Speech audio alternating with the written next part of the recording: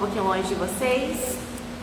Não vou ver mais o chat, tá? Qualquer coisa, vocês podem guardar as dúvidas, que ao final, assim que terminar a apresentação, eu volto pro chat pra gente tirar as dúvidas e colocar as questões em xeque, tá bom? Então, vamos lá, queridos. Primeiramente, já é boa noite, né? Uma boa noite para vocês. Espero que todos estejam bem. Minha ajuda querida chegando. Hoje a gente vai falar um pouquinho sobre o tema de estudo que eu gosto demais. Eu disse que eu sou muito suspeita para falar sobre, que é a minha área de estudo. Hoje eu vou me apresentar um pouco mais a fundo para vocês, para o pessoal que está em casa. Não acompanhou na semana passada, nós tivemos uma roda de conversa. Eu estou aqui no apoio aos indivíduos autistas da cidade de Leopoldina, Minas Gerais. E hoje eu vou conversar com as mães que estão aqui e abrir também para o pessoal de casa, para a gente ter uma interatividade maior. Então tem gente aqui de outras regiões do Brasil, também de outros países, interagindo e assistindo conosco. Aí vocês podem estar tranquilos, tá? Só pegando aqui na frente, tá? Não precisam ter vergonha, podem participar da atividade de vocês, se possível. E que o pessoal também está em casa, quiser conversar, pode ficar à vontade também. Como eu disse, ao final, vocês que estão aqui podem interromper a qualquer momento. Para quem está lá, no final eu vou parar e resolver tirar todas as dúvidas. Mas qualquer dúvida, qualquer coisa que vocês não entenderem, que vocês não ficar muito claro, vocês podem parar e perguntar sem problema, tá bom? O nosso tema de hoje é uma temática que vem para complementar a conversa da semana passada. Então eu vou falar sobre exercício físico e saúde mental, especificamente como o exercício físico pode e vai ser uma ferramenta valiosa para poder melhorar a saúde mental de quem pratica, tá? E como eu também já havia comentado na semana passada, essas reuniões é uma estratégia, um projeto que nós vamos construir ao longo do tempo, nos próximos meses, para de fato as pessoas, os pais, os cuidadores, os responsáveis por essas crianças, por esses indivíduos com autismo, eles poderem se sentir mais fortes e dessa forma poderem cuidar melhor das pessoas às quais eles são responsáveis. Então, o nome do projeto é Pais e Cuidadores Fortes, Mentes Leves. A ideia é que o poder do movimento possa atuar ativamente na saúde mental de vocês. Então, para poder introduzir o assunto e explicar como que foi essa minha jornada para chegar aqui, né? Porque muita gente, principalmente aqui de Leopoldina, que é a minha cidade natal, me conhece por causa da dança, mas não sabe qual foi o caminho que eu criei até chegar aqui. Então, eu vou trazer uma breve introdução falando de por que eu comecei na educação física. Como eu já havia comentado, eu trabalhei muitos anos com dança, então o meu contato com a educação física veio daí. E eu comecei a me interessar pelo movimento humano e entender que o exercício mudava vidas, de fato, começando com o meu corpo. Eu usei a dança como um artifício para poder mudar uma das coisas mais trágicas que eu tive na minha vida. E ao longo dos anos eu fui entendendo que a educação física poderia ser, para mim, uma ferramenta para mudar a saúde das pessoas.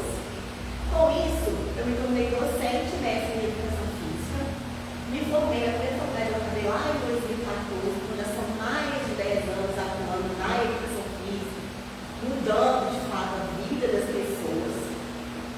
Minha segunda faculdade eu terminei em 2018 e de lá para cá eu sempre atuei com abordagens patológicas. Eu sempre busquei indivíduos que tinham alguma situação a ser resolvida.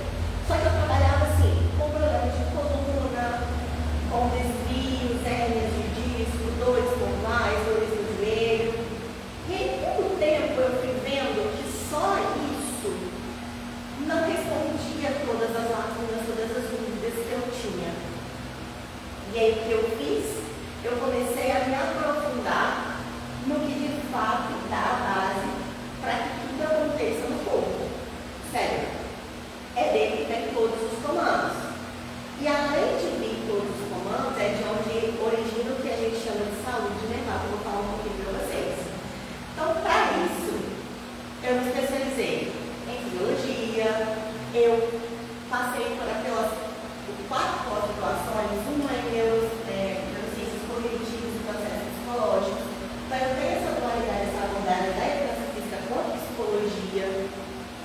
eu também peguei uma parte dos transtornos mentais e fui me aprofundando nisso. Então, hoje, além de especialista, eu trabalho com depressão, ansiedade e com o transtorno do espectro autista, que hoje é um dos meus carros-chefes para desenvolvimento. Todos os três estão muito associados. Então, quando a gente vai falar sobre autismo, a gente acaba falando sobre depressão e ansiedade também, porque a gente vai ver que há uma linha muito tênue entre eles. Hoje, eu atuo como palestrante, sou docente do ensino superior, trabalho no curso de formação, sou escritora de livros, artigos científicos e também sou pesquisadora. E é essa área que me trouxe até vocês hoje. É essa área, a pesquisa científica, que me possibilitou o interesse, a motivação para me aprofundar. Então, esse projeto que eu venho trazer para vocês não é só uma atuação profissional, mas é também uma forma de investigar quem são vocês, qual é a realidade de vocês, é entender o que acontece por trás das famílias que são tão diferentes. Pensando nisso, eu trouxe um pequeno cronograma do que eu vou fazer hoje com vocês, do que eu vou falar, tá? Eu sou muito prolixa, eu falo demais, e deixar de falando aqui daqui até amanhã. Oi? E aí, pode ficar à vontade para comentar, vai me interromper, a casa de vocês também, tá bom? Bom, então eu vou falar, eu vou trazer um pouco das histórias reais, de situações de pessoas que vivem muito do que a gente falou na semana passada, do que a gente aprofundou numa roda de conversa. Vou trazer também, falando um pouco sobre a sobrevivência dos pais, o que acontece, como que eles lidam com os filhos autistas, com os deficientes, com o TDAH. Aqui, a gente está no centro que é específico para mães de autistas e para profissionais que trabalham com isso. Mas em casa, eu abri para outras patologias, para outros transtornos e outros doenças. Então, vão ter pais que têm filhos apenas diagnosticados com TDAH ou com outras deficiências. E aí eu vou sempre trazer esses termos para poder abranger todo mundo. Tá? Importância do autocuidado. Então, a gente tem sempre que lembrar que, além de pai, mãe, cuidador, nós somos pessoas. E é importante trazer isso no começo da fala para de fato introduzir esse assunto e falar que o autocuidado é inerente a qualquer indivíduo, qualquer idade, qualquer situação, sendo pai, mãe, cuidador ou mesmo para quem vai assistir essa minha fala, mas ainda não é pai ou mãe, tá bom? Eu vou falar então sobre o movimento como remédio, construindo hábitos saudáveis na rotina, a transformação positiva e cuidar de si, né? A importância do que transforma na vida quando você de fato vai mudar a sua vida, transformar todos os seus hábitos a partir do exercício físico. A gente vai falar principalmente sobre equilíbrio, eu acho que é o fundamental e o que é tão difícil hoje. E eu vou explicar o que é o projeto. E por que eu trouxe tudo isso para vocês assim, de cara, né? Porque eu sei que é muita coisa, eu sei que é uma falácia muito intensa. Estamos em tempos fluidos, onde tudo é muito acelerado, tudo é muito rápido, né? E acabam que as informações elas vão passando e a gente não retém muito. Não sei se vocês sabem, mas aqui no Brasil tem um autor que chama Augusto Cury. E ele foi uma das pessoas que nomeou uma síndrome que chama Síndrome da Mente Acelerada, síndrome do pensamento acelerado.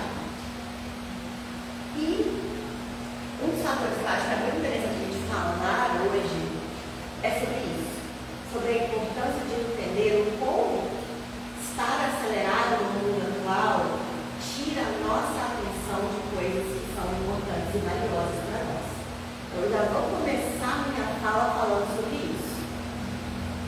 O próximo passo da nossa conversa é, de fato, conversar. Eu trouxe, claro, uma palestra, né? E acaba sendo um monólogo, não tem muito o que fazer. Mas eu gostaria, antes de saber de E aí? Isso mesmo, realidade. Quem já se sentiu exausto, sem energia, cansado, sobrecarregado, e mesmo assim continuou firme, porque tinha um filho preciado? Então, firme, mas assim, né? Vamos lá. Eu entendo. E isso aqui, é claro que nas famílias atípicas isso acontece com muito mais veemência, mas em todas as famílias eu acredito que pais e mães vivenciam isso. Como diz a minha mãe, pai e mãe não tem direito de ficar doente. Porque o filho sempre precisa. E aí que a gente não é, nem todos os pais, infelizmente. A gente vai chegar nesse ponto da discussão. Aí a minha dúvida é, e aí, quantas vezes você já deixou as suas próprias necessidades de lado, porque o bem-estar do seu filho parecia mais urgente? Todos os dias. Quantas vezes em um dia? Porque isso acontece o tempo todo. E além de ser o tempo todo, a gente vê que muitas vezes nem é tão urgente. Só que a gente está tão acostumado a estar nesse pensamento acelerado, nessa questão do risco, do medo, da insegurança, que tudo parece muito urgente, tudo parece muito maior do que pode ser. Não estou menosprezando. Não é sobre isso. Eu estou falando que muitas vezes isso pode acontecer. Tá? E a gente vai falar sobre isso hoje. Você já se pegou pensando, caramba, eu só queria um tempo para mim, para descansar, para ter paz, para fazer nada, para respirar, para tomar um banho em paz. E depois você sentiu culpa por isso. Quantas vezes? Teve alguém que não passou por isso em algum momento? Todo mundo já sentiu culpa por pensar em si. Sabe o que é mais engraçado? Essa culpa ela vai acompanhando de um sentimento, de uma sensação de egoísmo, né? Parece que a gente está sendo egoísta porque a gente quer tirar um tempo para descansar. E quando eu falo a gente, não estou falando agora só de pai e mãe, estou falando de pessoa. Porque isso também acontece com pessoas que não são pais e mães, mas estão nesse tumulto, nesse momento atrelado da vida, estão nesse período de cansaço, nessa questão de estar acelerado mesmo, não é? Então vamos começar a quebrar esse tabu, tá? Primeira coisa, sentir culpa não é egoísmo, querer cuidar de você. Você não cuida do outro? Então é natural que você queira cuidar de si e queira que alguém também cuide de você. É natural, é perfeito. Todo mundo quer ser cuidado, todo mundo quer um pouco de atenção, todo mundo quer tirar um tempo para poder fazer algo assim. Não se sinta culpado nisso, tá bom? E agora que vem a pergunta que eu acho que é a mais importante de todas elas, que é: você cuida de você com o mesmo carinho, com o mesmo apreço que você cuida do seu filho? Pois é. E a verdade é que quase ninguém cuida, né? E aí teve alguém que falou que nada, tipo, muitas mães não lavam o cabelo porque não dá tempo, não consigo depilar, nossa, não consigo passar uma maquiagem, quanto tempo eu não me maquio, quanto tempo eu não me vejo bonita, quanto tempo eu não consigo tomar um banho com calma. Pois é, só consigo tomar banho quando meu filho dorme. Pois é, essa é uma realidade muito grande. Então assim, por que eu vim falar hoje para vocês sobre isso? Porque todo mundo se preocupa com quem é cuidado, mas muito pouco estamos falando sobre quem cuida.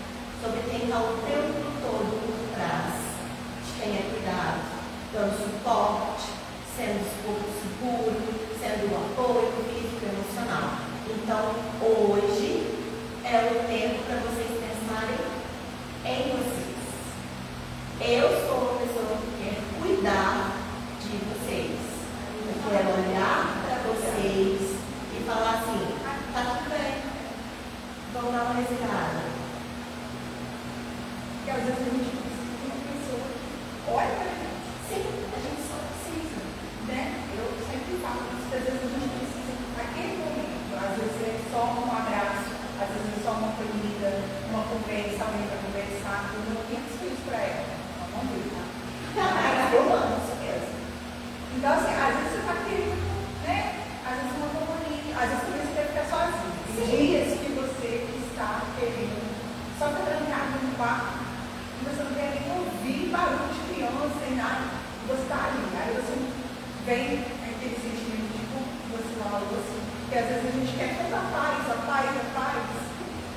E às vezes, né, quando fica doente, a gente fala, nossa, eu prefiro que ele ajude mais, ele parar, porque está sempre dando prioridade para a criança, do seu filho, entendeu? Se for a prioridade de comprar um sapato, vai ser sempre para ele, né? A alimentação, ele é prioridade, e você sempre vai ficando segundo, terceiro, Quinto, sexto, 17 anos, eu entendo, eu escuto isso muito. Eu sempre trabalhei com adultos, né? Eu me especializei para trabalhar de fato com adultos e idosos. Exatamente por isso. Porque muitas vezes as crianças estão o tempo todo sendo cuidadas porque os pais ainda estão cuidando delas. Mas eu vejo que os adultos, eles, quando entram, passam de 18 anos, já tem aquela virada de chave. De agora, você é adulto, você tem suas responsabilidades. Você tem que cuidar da sua própria vida, não tem mais ninguém para dar por você, você tem que pagar as próprias contas. Você assume funções ao longo de toda a sua vida que não acabam. Quando você tem um filho, elas duplicam. E você arruma outro filho, triplicam. Aí você casa, quadriplica. Aí você arruma um cachorro e assim vai, né? E a gente sabe que a realidade é essa. Por isso que hoje eu trabalho com adultos. Por causa disso. E não é só sobre ter alguém que olhe por você, mas é ter alguém que te escute, ter alguém que consiga te entender, ter alguém que consiga, de fato, mostrar o outro lado da moeda. Eu tenho uma amiga que está de videogame comigo hoje, e eu sempre falo uma frase com ela que aí eu vou olhar para o outro ângulo. Sim, vamos olhar para o outro lado, porque eu acho que é sempre importante a gente analisar todos os lados de uma situação. Muitas vezes, quando a gente está cansado, exausto, por conta da rotina, por conta das situações, a gente tem a tendência a olhar sempre para o lado negativo. Sim. Ou enviesar. Com enviesar, eu quero dizer, a gente sempre tende a tornar as situações mais nebulosas do que muitas vezes elas são. Então, hoje é um convite a pensar fora da caixa. Pensando nisso, eu trouxe alguns relatos, além das pessoas que estão comigo, das que estão em casa, eu peguei alguns relatos de vídeos, né, de São João do Culto da internet. Claro que eu não coloquei de quem são para não expor a pessoa, mas são mães que têm seus filhos também autistas e que trouxeram poucos relatos falando sobre a dificuldade de cuidar. Uma delas começa falando assim, é bem real mesmo, não é nada fácil, ainda tem mães que têm 2, 3 filhos para cuidar, eu tenho apenas um, no caso dela eu acho que é uma menina, se não me engano, e já me sinto sobrecarregada, muitas trabalham fora, se culpam por não ter tempo. E por que eu peguei essa frase? Porque ela fala assim no final, é cruel. Eu acho que isso simboliza muito o que a gente está falando, o que a gente está expondo. É uma vida real, é uma vida onde as pessoas elas sentem, e muitas vezes não tem quem escute, ou até tem quem escute. Mas você muitas vezes não consegue olhar para si e ver de fato que você está sobrecarregada, identificar quando isso acontece. Então hoje é o momento de aprender a olhar para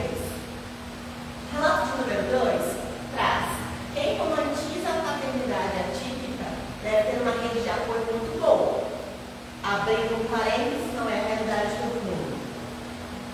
Me sinto exausta. Tem dias que penso que não vou conseguir. Tem dias que não aguento mais falar sobre autismo ou escutar sobre. É complicado explicar. E tem gente que não entende. E sim, tem dia que você não quer ver a criança, tem dia que você não quer sair do mar, tem dia que você não quer falar sobre autismo, tem dia que você não quer colocar essa pauta em questão. Sim. E está tudo bem. Está tudo bem. Não precisa cansar, principalmente cansaço mental. Tá bom? E a gente vai entrar nesse tópico falando sobre a sociedade, sobre as pessoas não entenderem como isso funciona. Um outro relato diz: eu sempre acho que não estou fazendo bastante. E isso está me consumindo. Estou no nível mais alto de estresse. A gente vê o que aqui? Uma autocrítica muito forte. E é um outro ponto que acentua muito, principalmente quando a gente não tem uma rede de apoio. A gente quase sempre acha que não é suficiente. E tem mais. Muitas vezes a gente se coloca numa posição chamada de síndrome do impostor. Que é quando você acha que você não dá conta, que você não é capaz, que você está sendo uma impostora, que não está cuidando bem, que não é uma boa mãe, que não é um bom pai. Por quê? Por conta da autocrítica. Porque você faz e nunca se sente bom o suficiente. Quem se identifica? Pois é. E no relato 4, tem assim, ó. Realmente, estou esgotada. Ainda não achei nada para melhorar esse estresse. Vivo 100% dedicada ao meu filho que tem autismo e TDAH. Além disso, ela cuida da casa, do marido, e ela fala: eu não tenho tempo para mim. Estamos desgastados demais. Ela e o marido sempre brigam. E aí o que ela sempre relata é que chora todos os dias e como se não bastasse um filho ver isso. E você imagina o quanto deve doer numa mãe entender que mesmo fazendo muito, mesmo estando esgotada, estando sobrecarregada, ainda assim tem que lidar com essa situação do filho, ver essa vulnerabilidade dela. Então, identificar essa vulnerabilidade, identificar quem é você, identificar o que você está fazendo, como você está fazendo, e tentar lidar da melhor forma possível com as situações para que não chegue esse quadro de estresse e de sobrecarga. Então, acentuado é o ponto que eu trouxe hoje para a gente discutir e tentar encontrar uma saída para esse equilíbrio. Ok? Todo mundo se identificou? Entendemos que essa é a realidade do autocuidado, né? Muitas vezes há essa negligência, muitas vezes há essa situação de você não poder cuidar de si porque está cuidando do outro. Entendendo isso, a gente vai passar por alguns pontos. Muitas mães aqui do centro, também de outras comunidades que eu converso, falam a mesma coisa. Eu estou no começo da jornada, então eu tenho me preocupado muito, eu ainda não sei lidar com meu filho, está sendo muito desafiador para mim. Então, a primeira situação que eu vou falar para vocês sobre a realidade de ser um cuidador é sobre a jornada do diagnóstico. É quando você descobre, todo mundo passou pelo descoberto, pelo diagnóstico, pelo começo. Nós temos hoje no Brasil e no mundo uma crescente grande de diagnósticos. E eu escuto muitas pessoas falarem assim: mas está parecendo muito autista, o que está acontecendo? É uma epidemia? Não, gente, não é uma epidemia. Mas é porque hoje tem diagnóstico. Hoje o diagnóstico é nomeado, a doença é nomeada, o transtorno é nomeado. E dessa forma, hoje o diagnóstico aparece com mais frequência. Igual depressão, ansiedade, hoje as pessoas têm mais acesso aos cuidados. Mas ainda assim, não vai receber o diagnóstico de que o seu filho ele é atípico, de que ele é diferente. Muitas vezes pode ser diferente. exaustivo. E além disso, gera um impacto emocional, um cansaço, medo, insegurança.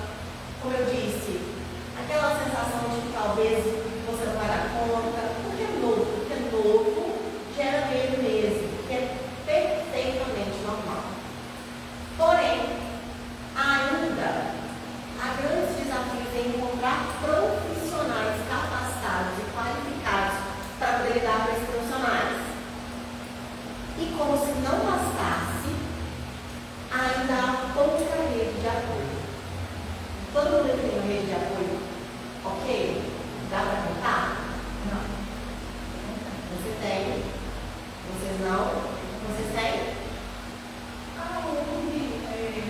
A rede de apoio, esse outro, não deixa de ser presente na rede de apoio, que é a Amanda, tá? Tem.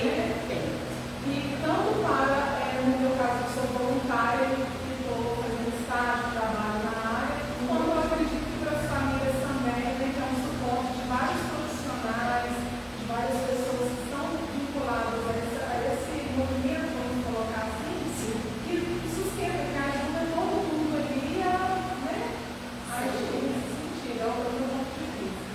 Perfeita colocação. Em Leopoldina, nós temos esse benefício, esse privilégio, porque além de ter esse centro, que não é comum em todas as cidades, tem a onda, que é uma onda do mar especificamente para o autismo. Inclusive a Paula, que é a coordenadora aqui do centro, é uma das responsáveis, a Milena, que esteve mais cedo, a coordenadora da mensagem das meninas. Então, é um polo muito forte, eu tenho um polo muito forte para poder falar sobre autismo. Porém, nem todas as cidades há essa representatividade, esse apoio, principalmente dos órgãos públicos. E aí, o que acontece? Ainda tem uma grande falta de capacitação para os profissionais. Hoje, os profissionais estão começando a se capacitar, mas todas as vezes que eu ia palestrar ou dar o currículo na faculdade para os alunos de educação física, eu percebi a falta de despreparo, falta de conhecimento e despreparo que esses profissionais têm. Eu falo da educação física que é o que eu trabalho, né? Mas a gente está falando de várias áreas. Isso é algo muito novo, e não só o autismo, mas saúde mental, neurociências, ainda é algo que está há poucos anos com uma avalanche de informações. Um pouco ainda é difundido. Quantos profissionais de educação física vocês conhecem que trabalham especificamente com saúde mental? Eu. Agora Só eu, né? Mas são pouquíssimos mesmo, né? Principalmente no Brasil. Então é importante falar sobre isso, até mesmo para que os profissionais que estão vivendo entendam como isso funciona, que os pais que estão começando comecem a selecionar. Porque quando a gente fala de rede de apoio, a gente está falando além dos profissionais, também das pessoas que podem auxiliar ao longo de toda a vida. Da família, do apoio social. eu acho que foi isso que ela entendeu, o apoio que ela já sabe. Da família. Já estava dentro da cabeça. Perfeito, isso de fato é também. E a ideia do projeto não é só ser mais um grupo do WhatsApp, mas de fato se transformar numa rede de apoio para a gente comemorar as conquistas, entender e conhecer o outro, né? Quando a gente fala da realidade, a gente tem que falar também da sociedade e da falta de compreensão. Como eu disse, é algo muito novo, né? São poucos anos, talvez 20 anos de pesquisa, isso é muito pouco para a ciência. Então, pensando que ainda há uma grande incompreensão por parte da sociedade, a gente tem que entender que há preconceito e falta de informação. As pessoas não sabem o que se trata, e muitas vezes as pessoas também não procuram saber, não querem saber, então do preconceito.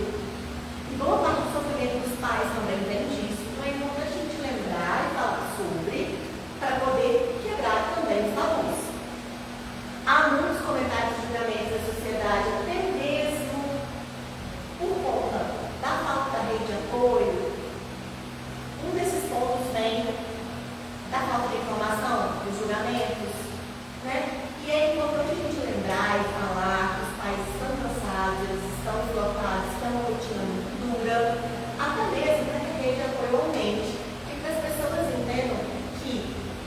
É novo, mas é algo complexo, deve ser tratado com muita atenção.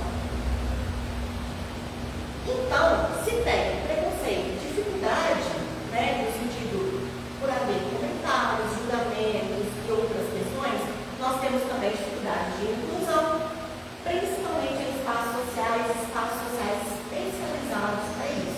Como eu disse, aqui na Condina tem esse espaço maravilhoso, vocês conseguem o apoio de fato que vocês precisam, mas não são todas as cidades que dão esse suporte. Então é importante falar para as pessoas também, para que os profissionais que assistam comecem a se movimentar para poder ter iniciativas como essa. A minha iniciativa é, de fato, isso, poder integrar quem não tem o apoio, ou poder estender a mão para quem já tem, vocês já têm os filhos, mas é dar mais um braço para que todo mundo consiga ser olhado também com carinho na letra das crianças. Pensando nessa situação, na realidade, é importante a gente falar, apesar do apoio, apesar da gente ter todo o suporte, ainda existe uma sobrecarga física e emocional muito grande. Vocês viram os relatos, vocês falaram, tenho certeza que quem me ouviu e vivencia isso está passando pela mesma situação ou por algo muito próximo. E é importante pensar que essa sobrecarga ela vem porque é uma responsabilidade grande, por ser algo novo, por ser algo diferente, por ser algo que demanda tempo, energia, atenção, os meninos estar o tempo todo atento, dando suporte. E isso provoca o quê? É claro que vem uma fadiga física, um cansaço físico, mas a exaustão mental é o que mais choca. Levanta a mão para mim que se sentiu exausto hoje. Até a gente que não entendeu, eu não vou fique lá, tá, gente? Você também? Tá, todo mundo, gente. Todo mundo também, né? Peraí, deixa eu levantar aqui também. E tá tudo bem. Bom, a exaustão mental, como eu disse, ela é um quadro, não só de quem é pai e mãe, mas de quem vive nessa sociedade acelerada. E um dos pontos que ressaltam muito isso são as telas.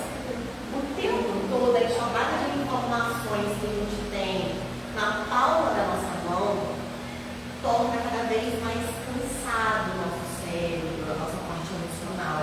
E isso vai implicando em diversas outras situações, como comparações, né? A rede social é tudo muito lindo, é tudo muito bem planejado para poder instigar, ter desejo.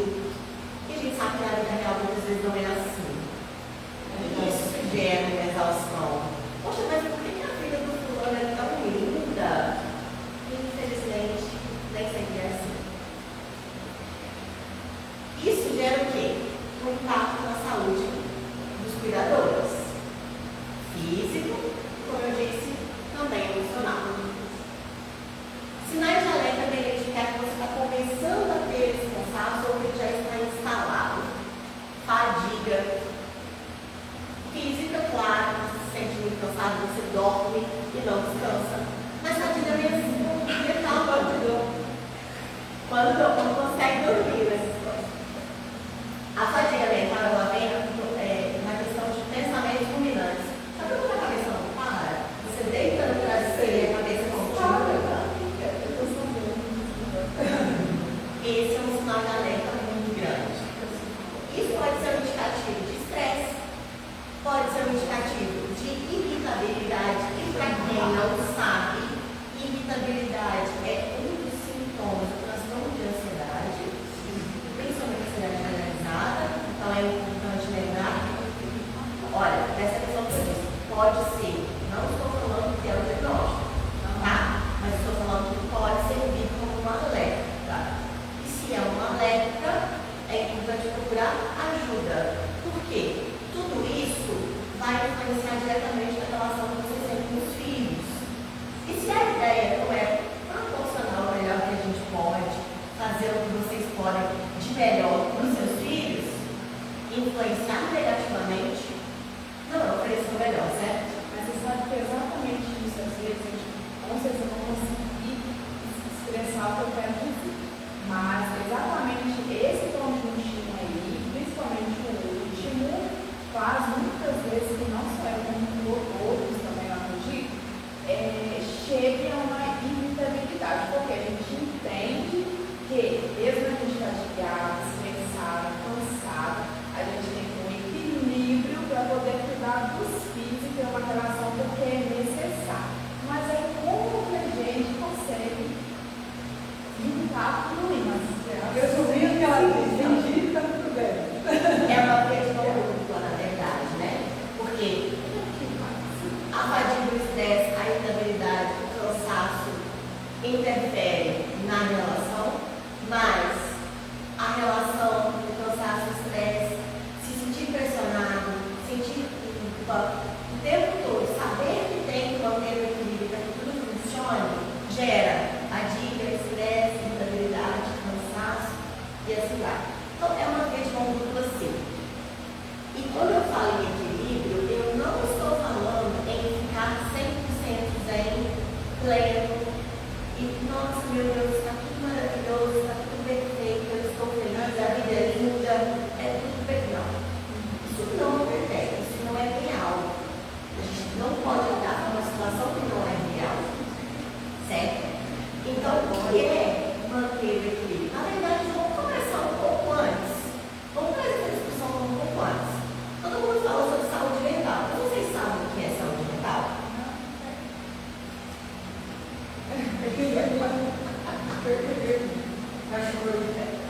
Na verdade, quando a gente fala de saúde, a gente está falando de saúde geral. A saúde mental, ela é um dos 3 pilares da saúde geral. Saúde, o conceito propriamente dito, é bem-estar, é sentir conforto e não apenas não ter doenças. Isso é o conceito de saúde geral. Né? É você conseguir fazer o melhor que você pode com as condições que você tem. Conseguir ter a melhor atitude física, conseguir ter o melhor corpo que se movimente, que seja saudável, que seja funcional.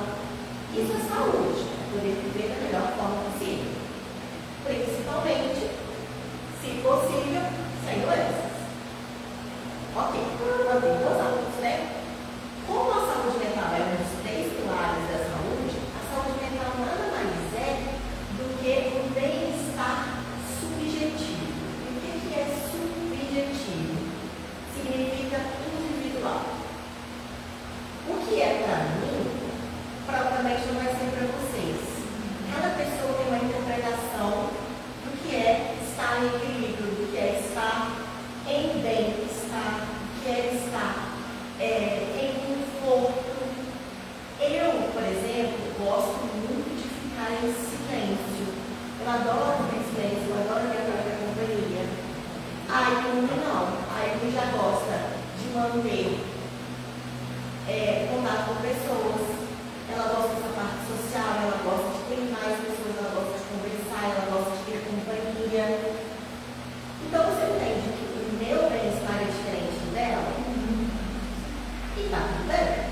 Só que eu descanso de uma forma diferente da qual ela descansa.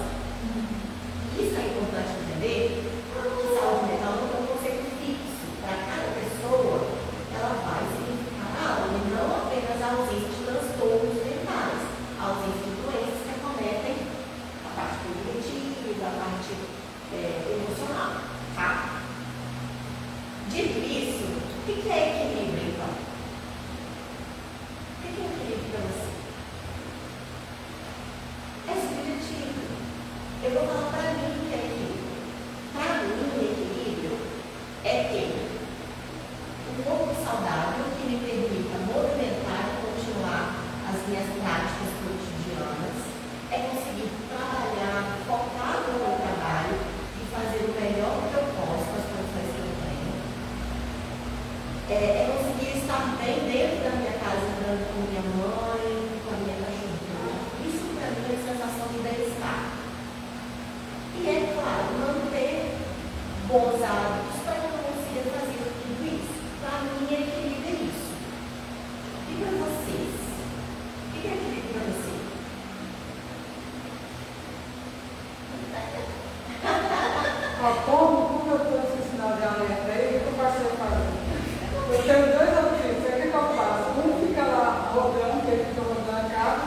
Aí eu faço a proposta para o outro, de dar uma recompensa, ele vai lá dentro, lá uns 15 minutinhos, o máximo que eu consigo segurar ele. Aí eu deito, fico lá, a relaxar a mente. Só que eu vou relaxar a mente. Aí eu deito lá, fico uns 15 minutos, daqui a pouco eu levanto. Eu consigo estabilizar um pouquinho, eu levanto. Assim que eu vou fazer. Eu já tenho esse sinal de alerta aí. Perfeito. Equilíbrio para ela é a negociação com os filhos, para ela conseguir ficar em silêncio e reduzir o estresse mental. Olha que incrível. Ela encontrou um ponto de equilíbrio dela para poder minimizar os sinais de alerta. E é maravilhoso. Eu não tenho 2 filhos. Para mim isso não vai funcionar. Mas para mim funciona acordar 1 hora mais cedo para ficar em silêncio. Para eu ler com calma, eu meditar com calma, eu fazer tomar meu café com calma. Para mim essa estratégia funciona. Para ela a negociação eu consigo ficar 10 minutos em silêncio e em paz.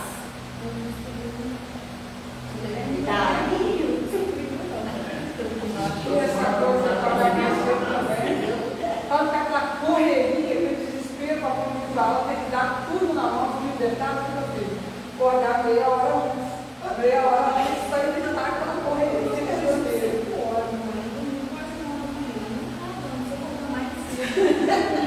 Não, aí eu estava muito tarde, minha filha. É sobre entender isso.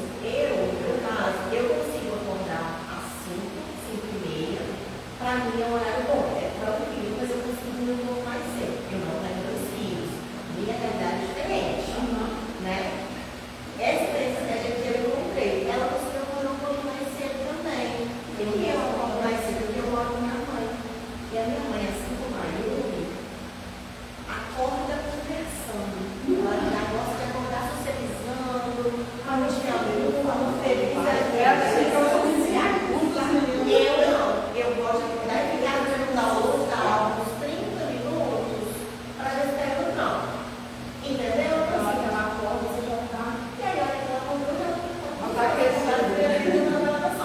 Para mim, funciona. E aí, talvez para vocês, acordar cedo não é uma opção. Mas, por exemplo, não consegue fazer mas talvez consegue num horário, num dia da semana negociar com ele, para ele acordar mais cedo e fazer comida para ele trabalhar. Por que não? Se ele já trabalha, ele tem capacidade de fazer comida.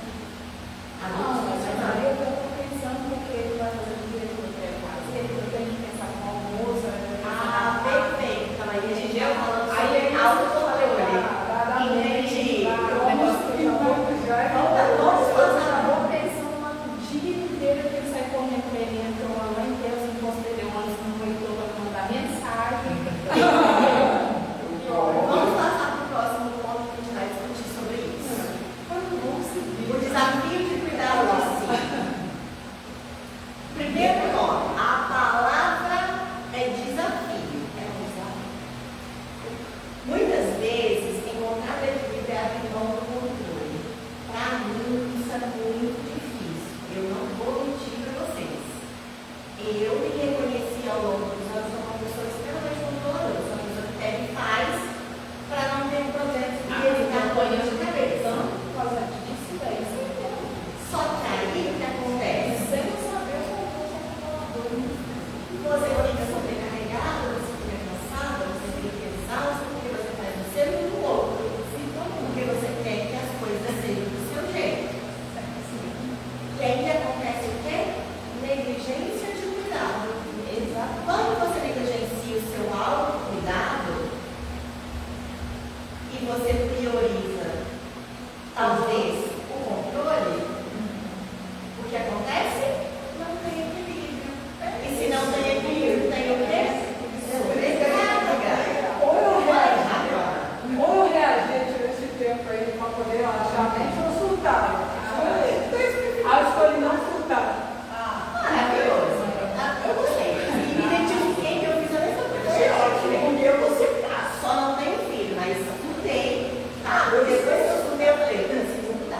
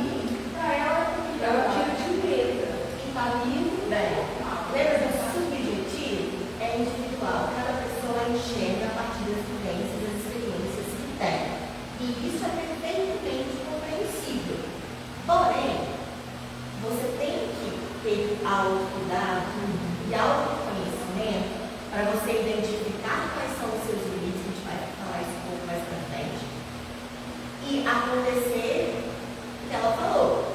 Ou eu tomava cuidado, ou eu surtava. Por quê? Há outros sentimentos, além da culpa, da autocrítica, que eu já comentei com vocês, que assolam essa realidade de vocês, a realidade do cuidador, de alguém que é responsável.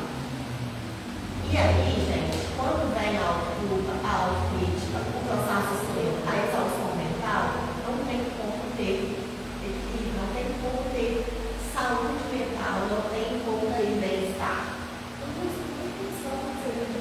E eu vou perguntar de novo para vocês, se vocês param, sobra quem para cuidar do filho de vocês?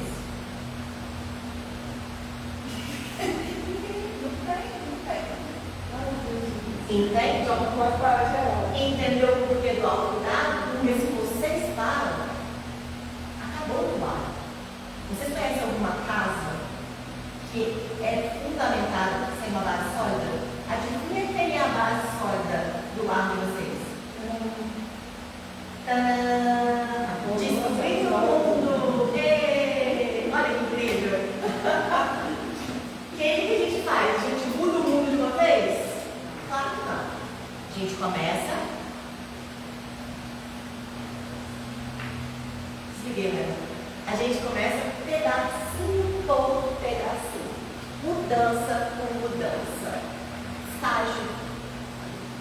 0,2, 0,2, 0,2, até chegar no 1. E vai de pouquinho em pouquinho. Primeiro ponto, primeiro dever de casa que vocês vão levar hoje é pensar o que é equilíbrio para mim. Segundo dever de casa é pensar no que eu consigo lidar hoje para alterar a minha rotina. Não estou falando para, nossa, a partir de hoje eu vou sair da palestra dentro da minha filha, fazendo 2 horas de exercício por dia, comendo só salada. Não, pelo amor de Deus, não é isso que eu estou falando com vocês. Vou voltar todos os cuidados e vou viver a vida na natação. Vamos começar a introduzir 5 minutos de exercício físico para caminhar aqui na padaria. Vamos começar, por exemplo, a varrer a casa. Eu só lavo na segunda. Vamos começar a varrer todos os dias.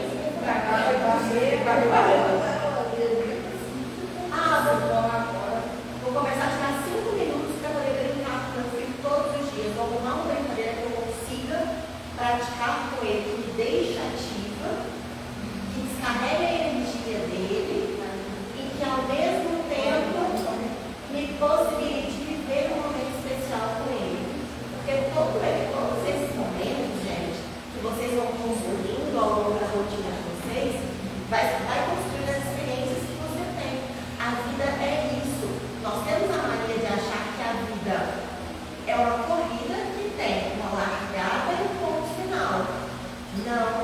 A vida é o percurso. Cada metro que você anda, cada centímetro que você anda, é vida que está acontecendo. E a vida é esse percurso. Se você ficar sempre pensando na chegada, e não aproveitar esse caminho, a vida passa. Daí a importância de entender o que é autocuidado, o que é autoconhecimento e promover pequenas mudanças. Tá bom? Então, a primeira coisa que eu quero que vocês entendam: se vocês saírem desta palestra hoje, entendendo isso aqui, para mim já vai ser a virada do meu dia. Já voando bem no chão e no céu. Por quê? Escute. Não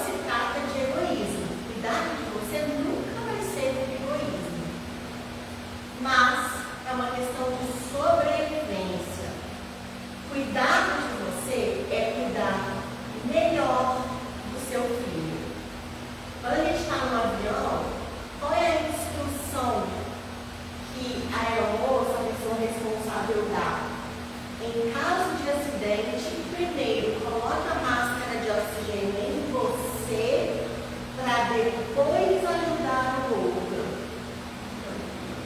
Ou seja, vamos trazer para a nossa realidade, porque infelizmente nós não estamos hoje viajando de avião para as Maldivas, então o que a gente vai fazer? A gente vai começar a partir de hoje pegar a nossa máscara de oxigênio, colocar comida na gente, para depois conseguir auxiliar os nossos filhos. Porque sem vocês, sem a base sólida, a casa não fica de pé. E não é sobre controle, é sobre equilíbrio. Ok? Então vou repetir. A máscara de oxigênio vai aonde primeiro? Ai, que lindo, que lindo, maravilhoso. Bom, nesse momento acho que deu para entender a importância do autocuidado. Né? Acho que com essa frase fica muito claro o porquê do autocuidado. Ok. Mais uma vez, não é egoísmo. É cuidar de quem sempre cuida. É uma necessidade essencial. Entendendo que é uma necessidade essencial, nós temos que começar a fazer pequenas mudanças. A primeira mudança que eu vou propor para vocês é: eu sei que a frase, se tiver alguma coisa de educação possível, vocês vão me crucificar por essa frase? Sim, mas mesmo assim eu trouxe, porque eu acho que dessa forma fica muito claro de entender o que é. O que é remédio? É algo que cura. Se você tem uma doença, uma síndrome, algo que pode ser curado com remédio, pode ser pelo menos amenizado o sintoma com remédio, você toma o remédio, não toma? Pois eu estou apresentando hoje para vocês o remédio que cura diversas situações. Exercício físico. E nós estamos falando sobre doenças crônicas não transmissíveis como depressão, diabetes, prevenção a câncer e também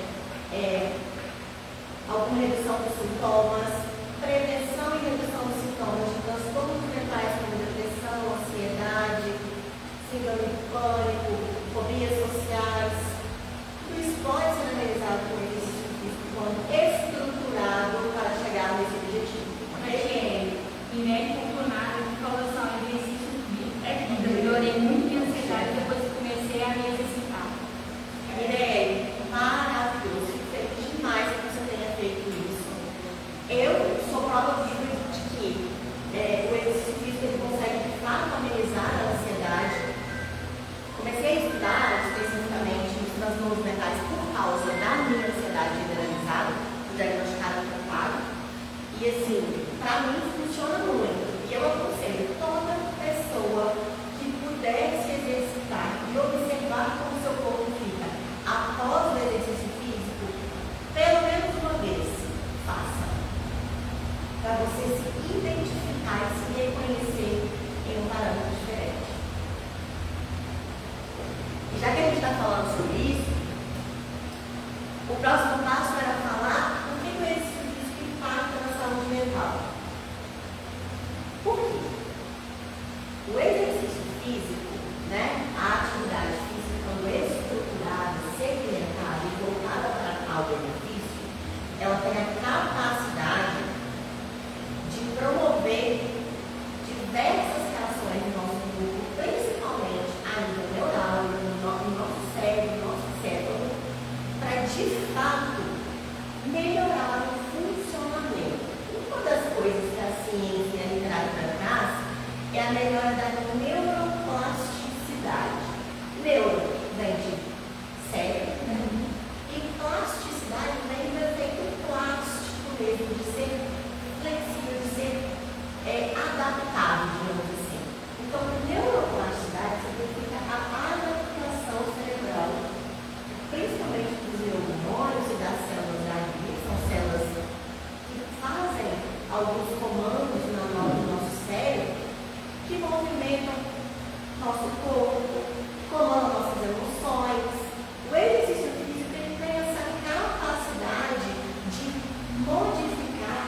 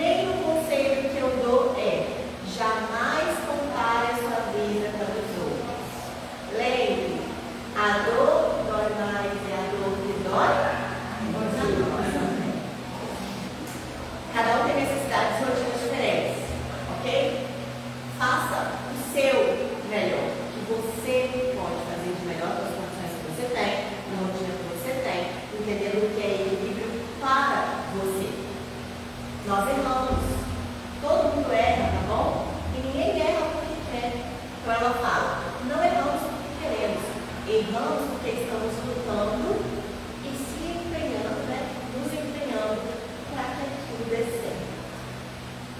Todo mundo que erra tentando acertar.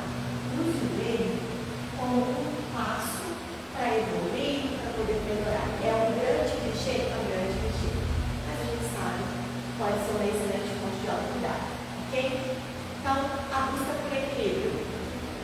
Estabeleça quais são os seus limites, entenda que os limites são necessários, entenda o que é para você equilíbrio.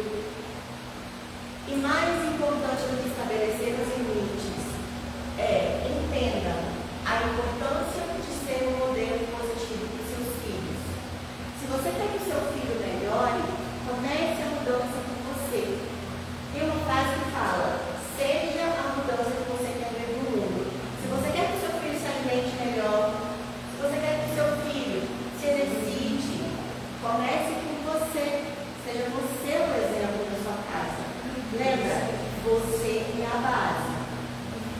E, gente, nada nessa vida nunca vai ser fácil. Vida adulta, né? Vida adulta por si só já é difícil mesmo. Só que, quanto mais a gente amplia o nosso horizonte para olhar com uma proporção maior as situações difíceis, mais difíceis as situações vão ficando. A ótica pela qual você olha a vida sempre vai nortear as ações que você tem. Sempre. E as escolhas que você vai fazer. Tá bom? Primeira mensagem final. Você merece se sentir bem. Entender? Esse é o ponto principal. Você merece ter energia. Você merece estar presente para o seu filho. Principalmente de uma forma mais leve e equilibrada. Mas para isso você precisa entender o que é o equilíbrio para você. Certo? Se o seu filho merece o melhor cuidador, você merece ser o seu melhor cuidador. Se você não vai fazer por você, faça pelo seu filho. Lembre, o seu filho só vai conseguir ter a melhor pessoa cuidando dele se você cuidar de quem cuida dele.